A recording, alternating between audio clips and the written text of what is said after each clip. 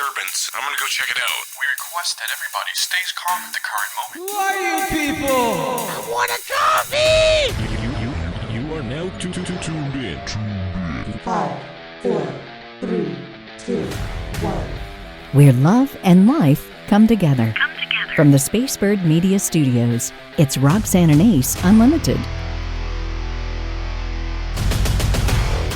Hey, it's Roxanne and Ace Unlimited, brought to you by Birmingham Mortgage Group and My Brother's Cup. Hope you had an amazing week. I understand you've been through the ringer. 46 hours of personal, business, marketing, emotional training with Tony Robbins' Unleash the Power Within. It was a gift from my husband, something I always wanted to do. Yeah. Ace, it was a lot. I learned a lot, but wow. Yeah. That's a lot of hours. And they would give us a 15-minute break. And so 15 minutes of 46 hours, that seems minimal. So it was intense, but what a wonderful experience. One of the things I loved, and I think you can really appreciate this now that our podcast is worldwide. I was wanting to plug our podcast during this event. Right. Because they would have breakout groups. So you'd have this big discussion and be all energized or all emotional, and you would just be wanting to talk, and they would take you and pair you with 3 or 4 people from around the world. So we have this incredible couple from Israel, and the woman had no self-confidence. She thought she was ugly. She thought she would never find love. And what did I do? Oh, I went to work. Yeah. I'm like, have you been on the internet? That's where I met my husband. She was like, no. And then I got to meet a woman in Ireland who said, you're from Alabama? I said, yeah. She says, well, I'm being stalked. I'm terrified. I have cameras on my house. I said, well, in Alabama, we have guns, which horrified everyone on the breakout group. Okay, right. Horrified by the Alabama girl with the guns. Right. I said, well, just saying for me, I would feel safer. I'm safely armed. I'm trained. Yeah. But it was a really cool discussion. Anyway, one thing I want to share from all of the speakers. There is a gentleman named Nick Santanastaso. I have practiced that last name. Good job. Defies the odds. First of all, he doesn't walk out. He hops out on his torso. He has no legs. He has no arm. He has barely an appendage that looks sort of like a finger on his shoulder. That's it. And he gets up real close to the camera and he says, what is your excuse? And I went, wow. He said, I'm in junior high being tortured. I was bullied so bad you wouldn't believe what they did to me. He said, in high school, oh, watch out. He said, I thought, I'm never going to kiss a woman. I'm a trunk with a head. I think my head's pretty hot, which all made us laugh. He's a beautiful face. He said, you know what? I went to my mom and dad and I said, I want to be a wrestler like my brother. They said, son, you can't do that. It will break the little appendage you have left. He said, all right, I want it removed. So he left what was like a little finger. He became a wrestler. Then he became a bodybuilder. Then he said, all of your shoulds, I should work out. I should be in love. I should work on my relationships. I should work on my emotional health. He said, when will you turn that into a must? What are your limitations?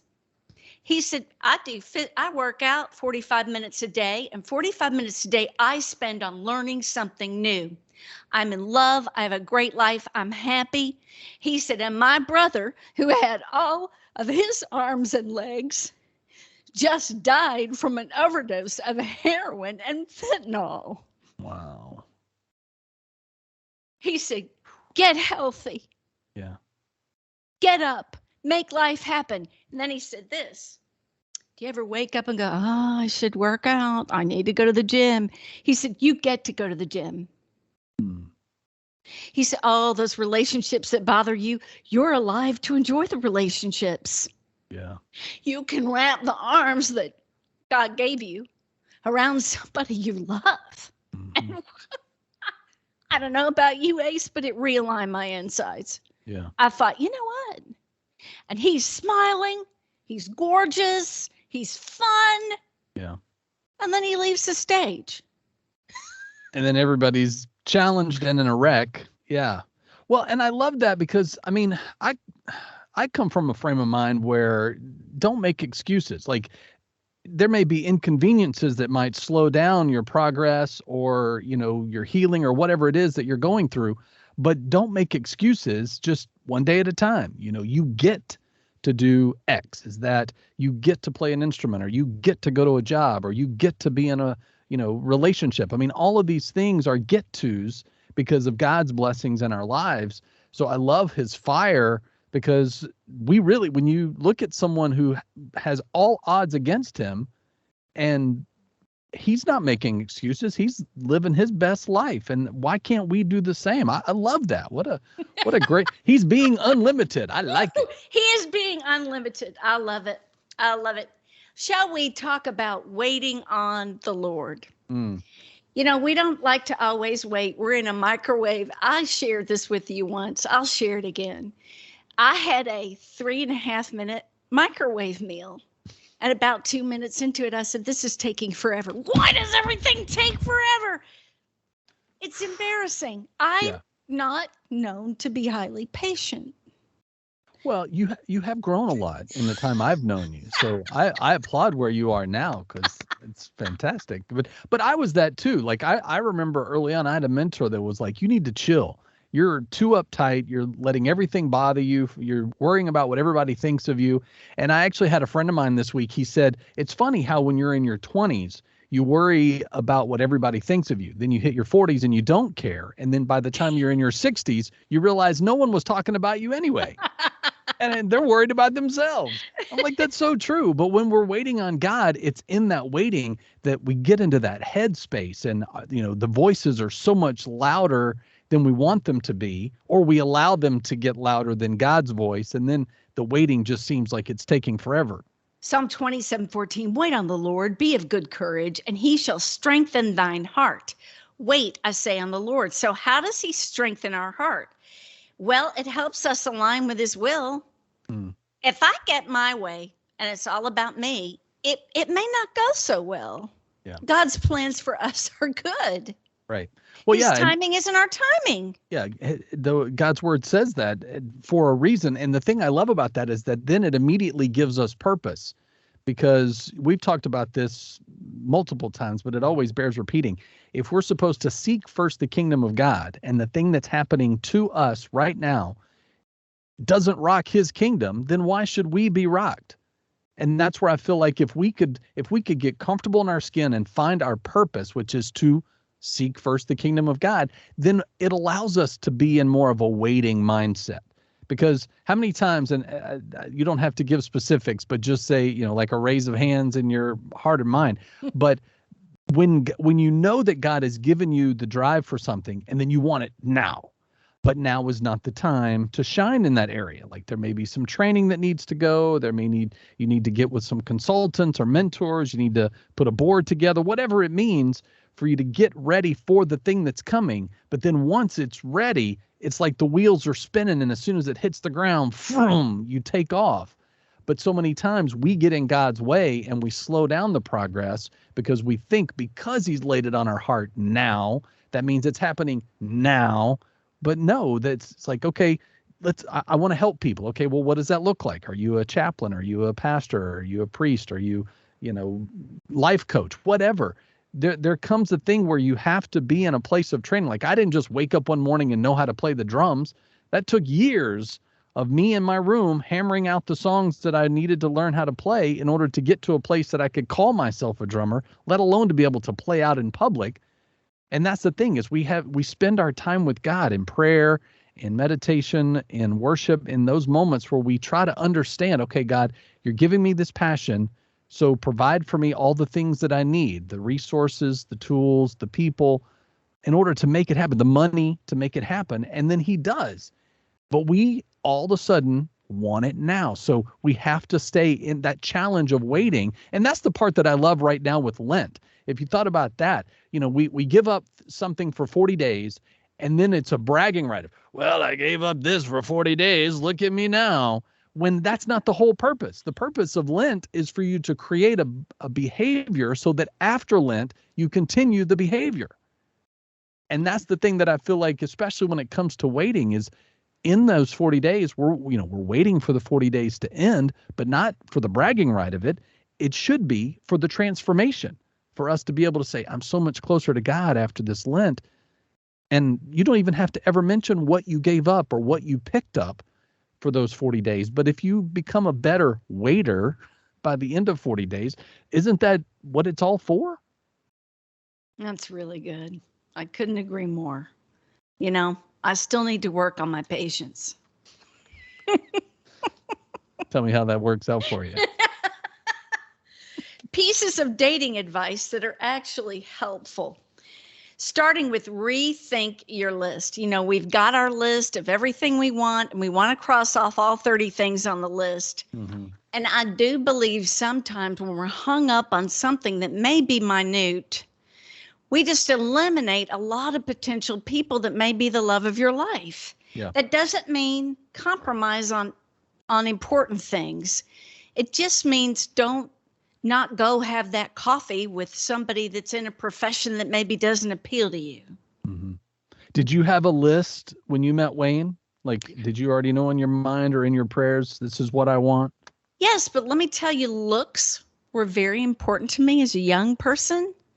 And older with more experience, going through a long-term marriage, going through divorce, I said, Lord, I'm not too worried about looks anymore. Mm-hmm. I want character, and I want someone who can manage money, and I want someone who's honest, and I want someone who's fun, and looks, but God gave me looks too.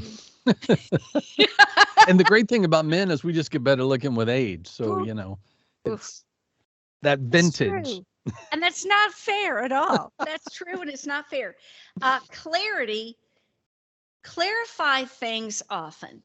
I think this is so important.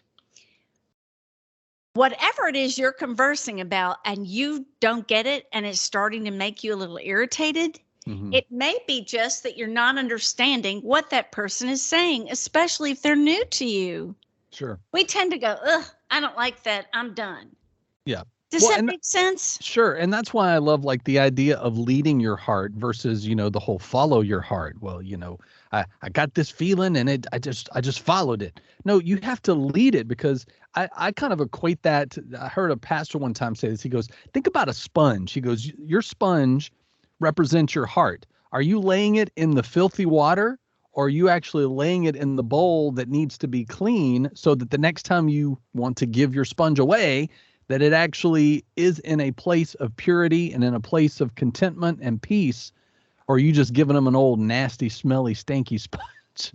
I know that sounds really gross, and but it painted such a picture that I needed to realize that I was in control with God's help to be able to place my heart in a place that even when I wasn't with anyone, that it was still in a place that was pure and clean, and not just throwing it out to anyone, go, all right, you get a sponge and you get a sponge, because we give enough of ourselves all day. But I don't know if that makes any sense, but leading our heart to a place that God is trying to take us makes much more sense than falling all over someone for all the wrong reasons. Well, it's called regularly visiting the spiritual gym. Where am I spiritually, physically, emotionally? Am I whole? A lot of times when we go through breakups, divorce, whatever it is, we're banged up. We feel bad. Mm-hmm. And we're grabbing that first thing. Some of us don't like to be alone for 5 minutes. Yeah. But I love that we may too. not be ready. Yeah. And the heart is just as much of a muscle. I mean, it is a muscle as the rest of us. So we got to work it out. It has to stretch. You get those soreness. You remember after leg day, you're like, oh, please, Lord Jesus, help me up the stairs. You need that. But we go through those times in the gym where certain workouts are for the whole body, and sometimes it's for a particular muscle. So give yourself that time to heal when you just gave it a hard workout. One thing you need to do is call Birmingham Mortgage Group. Oh my goodness, it is so confusing. I just feel like now if you want to get into a home, it's so complicated. And Turan Newell of Birmingham Mortgage Group, he is a walking angel. He loves the Lord. He loves people, but he's brilliant. He is going to get you in a house that will have an interest rate that won't kill you. He's going to get you credit wise and whatever it is you need to get a house if you're a first time buyer. He weeded through all my junk. He weeded through a little of your junk to get us both to where we needed to be. I'm so thankful for my home. Well, and it does help when you go to look at a house to have that pre-approval letter so that you know what you're going to be able to afford so that you don't walk into a house that you can't and then you're stressed because you're trying to make it work. And the thing is, he can grant that to you before you ever even start the house hunting process. And let's talk about rent in this area, all around the country, in certain parts of the world. Why would you want to do that when you can have a house? Yeah. When I was renting, they kept raising the rent. And I ran out of room and I had a storage facility. Well, I might as well have been paying a mortgage. Yeah. Well, and that my daughter, who's, now an adult, she's in that same vein. And I was like, you need to just call Turin and let him answer all your questions. And then when you're ready financially, he can get you that loan. And she's like, oh, that's true. So, it helps to our adulting children. It makes a big difference. If you are ready and you want to get that pre-approval, check them out, bhammortgage.com. That's bhammortgage.com, or call Turin at 205-259-1656. That's 205-259-1656. And tell them you heard about it with Roxanne and Ace Unlimited. Conversational tricks to charm anybody. Ace already has all these down, but we'll go through them just to help the rest of us. It's true. Ace is charming. I remember the days when women were contacting me. So tell me about that, Ace. I still think that's funny. Like you were the bouncer of my love life. He's a hottie. And I would like, back off. Oh, I'm big sister mode. I come out with claws on. I'll tear you up. Good. I was probably protected from way more than I want to know about. So thank you. Plug into the connection. Shift your focus to the connection you're making with the other person. You can tell when they are talking to you if they really hear you, if they really get you, and if they're really listening. You can tell with your most communication, believe it or not, is with your physiology. And the next important thing is your voice quality. It's not what you say. Yeah. We better pay attention to what someone is saying. Yeah, which brings up a good point. In addition to charming, can we address the idea of the difference between men and women flirting? Especially if you're in a relationship, if you're married or you've been dating for a while. Because I'm a firm believer that like flirting is just a natural, especially for us extroverts, it's just a natural thing that comes out. But I believe it's a little different for men versus women. So I'll tell you mine and you can tell me yours from there. So I believe when men are flirting, it's just that's just their body language. It's just like you're feeling that connection with someone over a conversation you're having, or just the body language is, what it is. And guys just kind of, hey, all right, I'm don't realize I'm flirting, but I'm flirting and it's fine. But with women, when they flirt, it sends the message to men that sex is an option. What? Yes. 100% do I believe this, which is why that's where the differentiation, I think, when signals are sent, when a man is flirting, I think women perceive that as just, oh, he's just being a flirtatious, fun, extroverted guy. He's charming, right? He's working the room or whatever. Or he's doing it and not realizing it. But then women, if you're flirting with a man, that's how the man is perceiving it. And so that's where it can sometimes. Like you want to go to bed? Yeah. That's what. Oh, so that's. Am I off? Is that not? That's totally colossally unfair. I'll start there. I realize life is not fair, but you guys can be cute and up and make all sorts of funny comments. But if we do that, then what you're telling me is the man perceives I want to sleep with him? That's appalling. That's appalling. I mean, but in all fairness, you're the gatekeeper. I mean, listen, if I'm really that interested, I think he would know. If it was interested in that way. Sure. The flirting would be a little heavier. I mean, I could do a demonstration, but I'm not going to do that right now. But We seriously, don't need a when Harry met Sally moment, please. where I get in trouble, I have to watch me because I'm very touchy-feely and I break people's bubbles. Mm-hmm. And I don't realize I've got my hands on someone. And that's might be someone's husband, for God's sake, that I have my hand on. That's where I think I could send a mixed signal. But as far as flirting, all right, so what would that constitute to you? A lot of eye contact or a little look like, well, I think like it's what I perceived. see? Yeah, I think it's perceived a little, like, a woman touching your shoulder or your arm when she's talking to you, or she's laughing at your jokes or whatever. I mean, there's a lot of different levels It doesn't mean she wants to sleep with you, does it? Okay. Well, that's the don't think message so. that's the message that guys are receiving. And I'm, maybe lifting a veil and all men are like, shh, don't tell them. But no, I mean, it can get us into dangerous situations emotionally. But that'll get to the discussion that I had on one radio station with 4 guys in the room. And they all told me it's impossible to have male and female platonic friendships because all the guy's thinking about is where he's going to get with you. And I know for honest to God, true fact, bring out my Bible, put my hand on it, that you and I have a completely pure, platonic, God-driven, God-focused relationship. It doesn't mean we're uptight and, I can't, Sure. talk to you about. But so I think that's wrong. But I think that comments to me comes from a place of someone who is not in a healthy place. All the lines are blurred between friendships and dating relationships and, friends with benefits, casual, whatever it is you're calling it.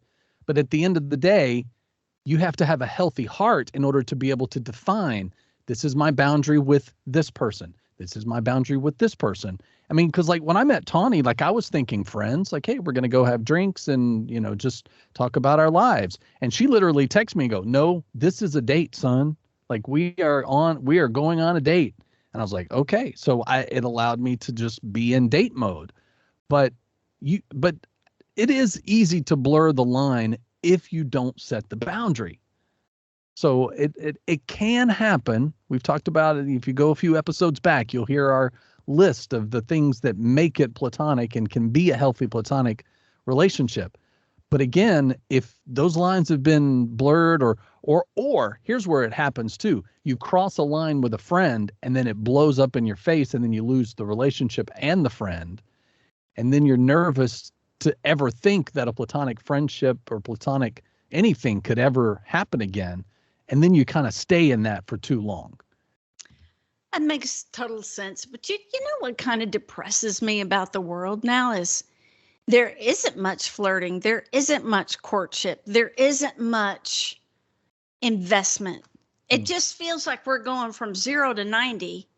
Yeah. And we lose so much of, do you want to give yourself physically to someone you barely know? Right. Really, what is love about? Well, and I discovered this way too late in life, is that my physical connection with people was because I was seeking a oneness emotionally with them. So if I crossed lines that I shouldn't have, it was because I was emotionally connected to someone, and then I either blurred a line of friendship or dated someone and then let myself get emotionally attached, and they weren't necessarily there, or they were there for a season and then fell out or whatever. There's a lot of moving parts. But that's where I had to get to a point where I consulted God. Before I met my wife, I was like, Lord, she's beautiful, her. And he'll go, no, distraction. Or he'll go, no, just a friend. He would make it very clear of that. Okay, get as far away from that playground as you can. And you can only be over in this yard and not this one, and for the right reasons. And in that period, from that revelation, from there till the time I met my wife, anybody that came into my life of the opposite sex, he made it very clear. I would always ask, who is she to me? And he would tell me. But that's where you got to have conversations with God about all of your relationships so that you can set the boundaries. Otherwise, we exhaust ourselves and then we end up making the wrong choices based on a feeling or, we didn't lead our heart. All the things that ties back into what we were saying earlier. You're so smart. You know that? You're so smart that you're It's one only of the many... because I did it wrong for so long. Way too long. Goodness. I was exhausted. You're one of the many smart people that when you really crave coffee, you know that there's coffee and then there's the Roxanne blend of coffee. Mm-hmm. I chose it from a wonderful missionary who said, I'm going to name a coffee after you. I want you to choose it. And the one I chose has pecan and a little bit of butterscotch. You're like, what? Oh, it's so good. MyBrothersCup.com, the Roxanne blend. We love it. It sends missionaries around the world spreading the gospel of Jesus Christ. And something that you might want to have in the office, especially if you want to have a healthier employees. And I think that's where, because sometimes what's in the break room, like the amenities, can sometimes be like, hey, I don't have to worry about where my morning coffee is coming from. Or there's always donuts in the break room, or the vending machine has healthy options or whatever. But those are some of the things that help to make your place of employment the best place to be. How do you keep those employees that you love? You allow for flexibility. The number one thing since we got through COVID-19, people got used to having a lot more flexibility and they don't want to lose it. Yeah. An opportunity to advance. You've been there, Ace, where you're stuck in a spot. You may even be told you will never move up. Yep. This will never happen to you.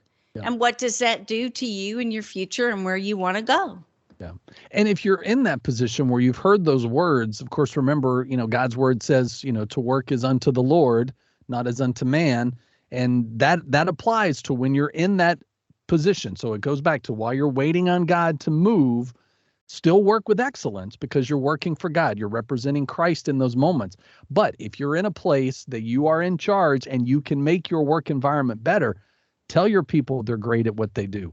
Give them goals, give them things to shoot for so that they know that, okay, you've been hired for this position, but we one day see you here. And then open that door in 6 months, 12 months, whatever it is, so that opportunity is always in front of them. People want belonging. They want friends at work, and they also want meaning.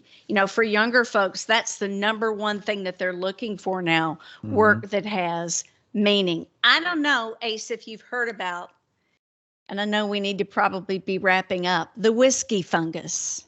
What? I like some good whiskey, but fungus does not make it sound attractive at all. You would not believe what is happening to the towns that surround the Jack Daniel's distillery in Tennessee. Yeah. A dark growth. If you saw the pictures of it, you would be physically sick. Well, and I'm looking at it right now. I just Googled it to see what was happening because, it looks like skin, does it not? That is skin that is coming off something. Yeah. It is coating homes, cars, patio furniture, and it's the alcohol vapors off the barrels of Jack Daniel's whiskey.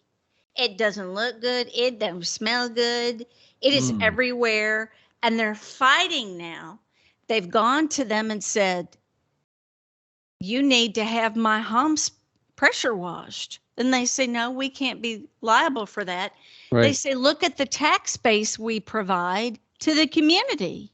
And we're going to expand and how much more money it will bring the town. And the people are like, my car's covered with brown stuff. Yeah, that kind of reminds me of when, Flint, Michigan got nailed when, GM left or maybe it was Ford. I don't remember which car dealer it was, but it left this toxic water and it was left untreated for the longest time. And not to bring up, old scars, they're making amends on all that stuff now finally, but man, what a mess. I mean, I wouldn't, as someone who likes his house and his things to be clean and in place, I would be that irate neighbor. I cannot imagine you with brown stuff all over your belongings. Oh, you no. would lose your mind. Oh, if you I are were the to tell neatest you, person in America. if you only knew how many times I go through the car wash with all the pollen that's been falling around, and then to make it worse, my cat loves to go in the garage and put his little paw prints on my car. I can see where his butt fell right in the middle of that pollen. And I'm like, and now you're bringing that pollen in the house. It's a mess. We're Roxanne and Ace Unlimited. Super excited when we get a chance to bring you special guests, and definitely when we get to go into our love of movies and telling Roxanne a little bit off air about my relationship with Bill Kelly. He used to be my sound guy, and now he's like big time movie star. And we welcome him to the show. How are you, Bill? You know, God works in mysterious ways. If you'd have told me 15 years ago I'd be doing this today, I'd have said you're crazy. But then half of me would have said, yeah, that's what I'm going for. So, we've known each other for a very long time, and a lot of prayer went into making this career. And I actually got to do a faith-based film, which was really kind of cool for me to do. Yeah. So for those that saw Where the Crawdads Sings, then you probably recognize him as the sheriff, had like major part in that movie, which I loved the movie. I didn't read the book because I'm one of those guys. I just wait for the great books to become great movies. But tell us about that experience. How did you get involved with that?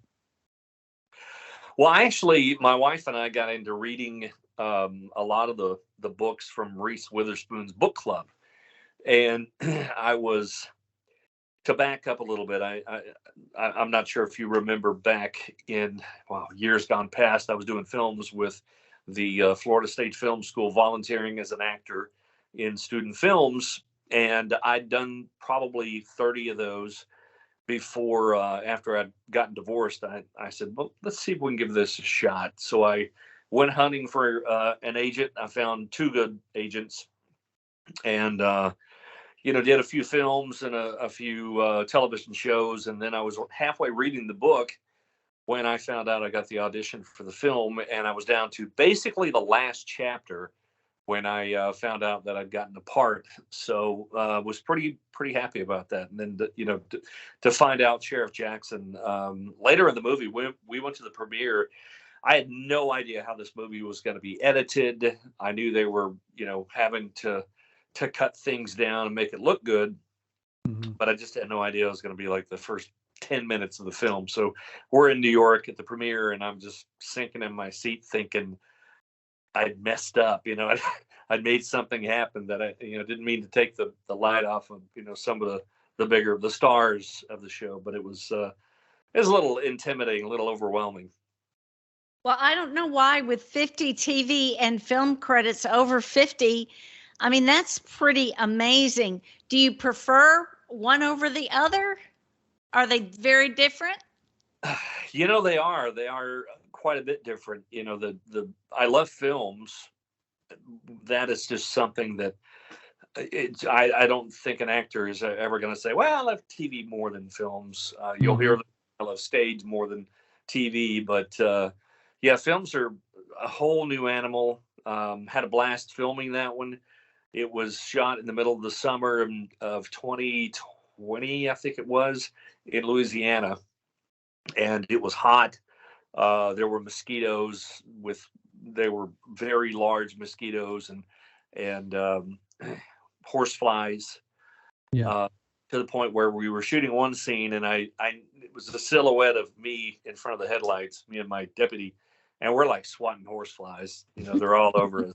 I think we used those two big 55-gallon drums full of mosquito spray in it, and it still didn't help any at all. But as far as film over television, I love doing both. I just finished a new series for NBC called Found, where I'm a recurring guest star in that. So I've done 4 of season 1 episodes, and really looking forward to that one coming out in the fall.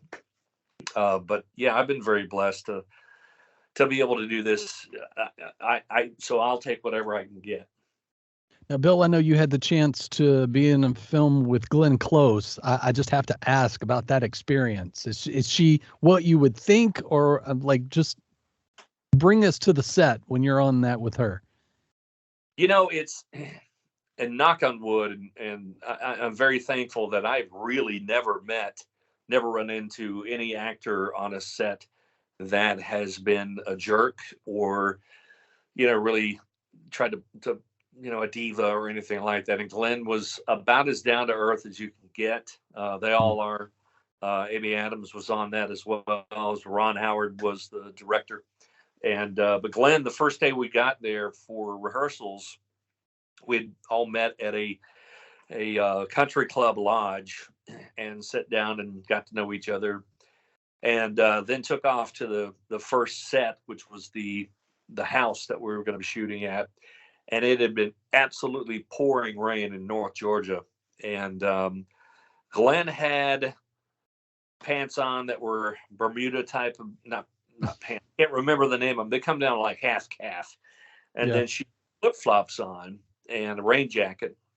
So we're out there at the house, and the rain had subsided, and she's walking around in flip flops and mud, squishing through her toes and everything else. And Ron's like, "Do you want me to get you some boots, anything?" She goes, "No, I'm fine."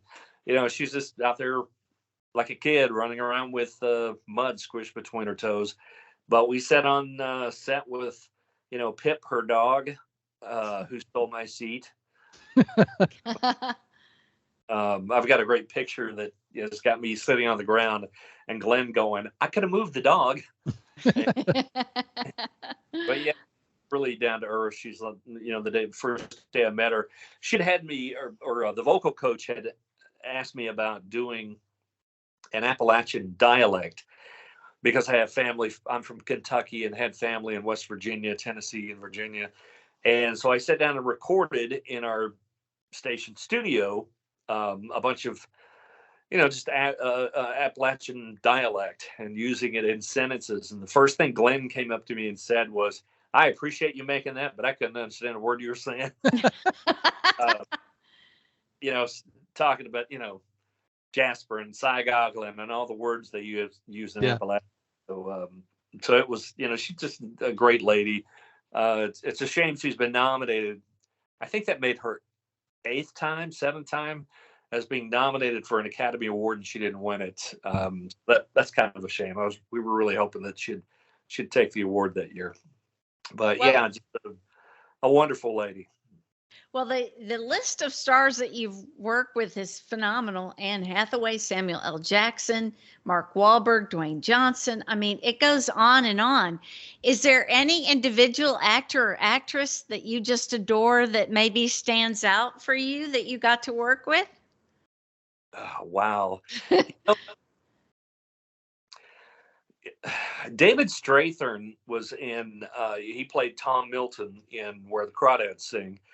And he plays the attorney, and he was pretty much the nicest soul you will ever meet. Just as sweet as can be, very cordial, very humble, just a really, really nice guy. But honestly, I mean, most of them were. I've worked with Dwayne twice. Really had a better chance to talk to him on Ballers. Nice guy. I remember Mark Wahlberg sitting there on Pain and Gain talking to one of the residents who lived in the neighborhood we were shooting. And, this guy is like 75, 80 years old. He has no idea who Mark Wahlberg is. And he's kind of quizzing him like you would anybody that you didn't know. And he's like, "So how long have you been an actor?" And he's like, "Oh, so many years." And he goes, Do you beat any stars?" He goes, "Yeah, I've met a few." And where do you live? He goes, "Well, Beverly Hills." "Oh, I hear it's nice out there." And he had, stardom and fame and all that stuff is relative to if you know who the heck that person is. Yeah. It just doesn't mean anything unless you really have an idea of who you're talking to. And Mark was very, very humble and very sweet talking to this guy because he obviously knew the guy had no idea who he was talking about. And then, Anne Hathaway, she and I we did The Last Thing You Wanted on Netflix, and we're shooting in Miami, which is supposed to be Texas. And she's wearing a full polyester suit. I'm wearing a wool army suit. It's in the middle of Miami in the middle of summer, and we're just sweating to death. We're burning up, and we're just sitting there talking, just talking about kids, talking about dogs. We were in the middle of a shot, and I said, "You must be burning up." And she goes, "At least I'm not wearing wool." So it's nice to be able to walk on a set with people and and understand that their lives they're no different. You know, Yeah. they're for them. Like I said, I haven't met anybody who's been a jerk yet.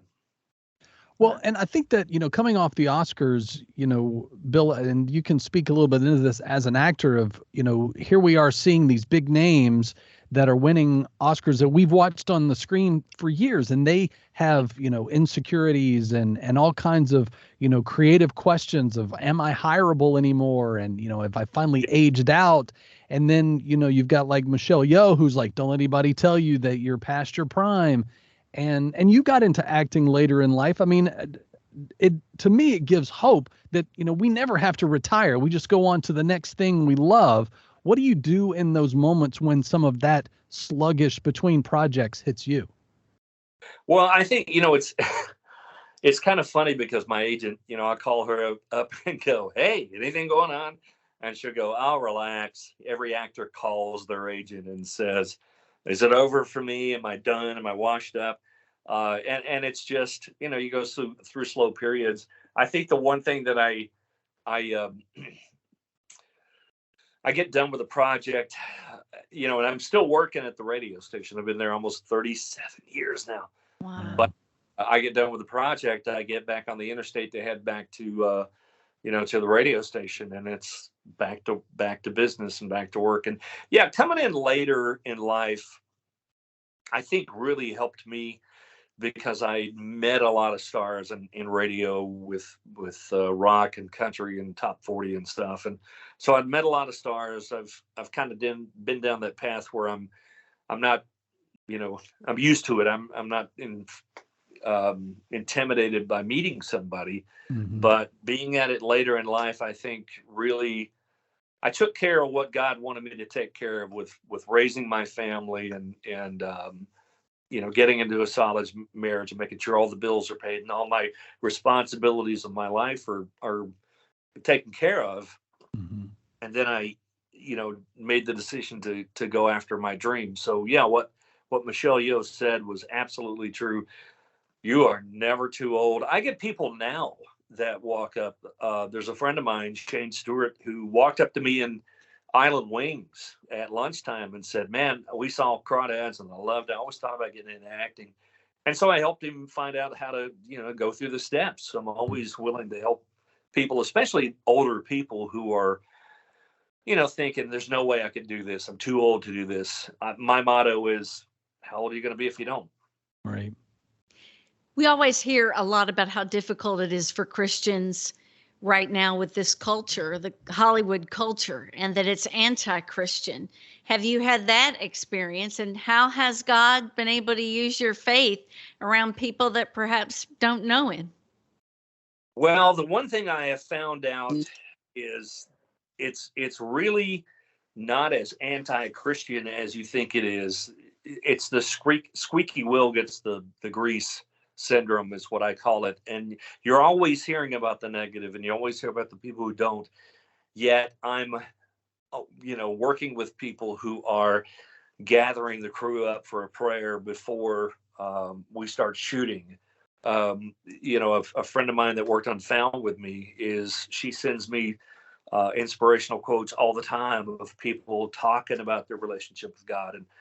And so I look at that and I wish Hollywood would get rid of that stigma of it being just, I wish they would better the reputation of what Hollywood has as being, it's not all crazy people who are anti-God and everything that you hear bad in the news today. The bad stuff gets ratings and sells newspapers, as they used to say. But I think it's more than you think with people in their relationship to God. It's quite inspiring to see what I see. That's so great.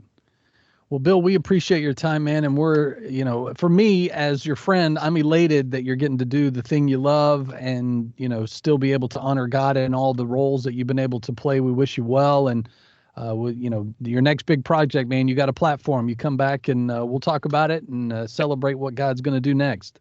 Thank you. And I did do an inspiration or a Christian film, faith-based film once called The Ravine. You can pick it up on Amazon Prime, but it's based on a true story about a lady who sees things that are happening, currently happening, and she goes, and it's really a God story. Well, we'll have to check that out. Thank you so much for your time. God bless you. We'll be thinking about you and praying about you, and please come back again. Thank you so much for having me. So I just wanted to make you aware that there was such a thing as whiskey fungus. Now you know everything you need to know. I'm going to start a band, Whiskey Fun. Ladies and gentlemen, thanks for hanging out. As always, make sure you subscribe and tell your friends so that you don't miss future episodes. We'll see you next Friday. Roxanne, I love you. Love you dearly. You've been listening to Roxanne and Ace Unlimited. To make sure you don't miss future shows, you can subscribe anywhere you like to podcast and catch up on anything you've missed. Find out more at RoxanneandAce.com. Roxanne and Ace Unlimited is a production of Spacebird Media.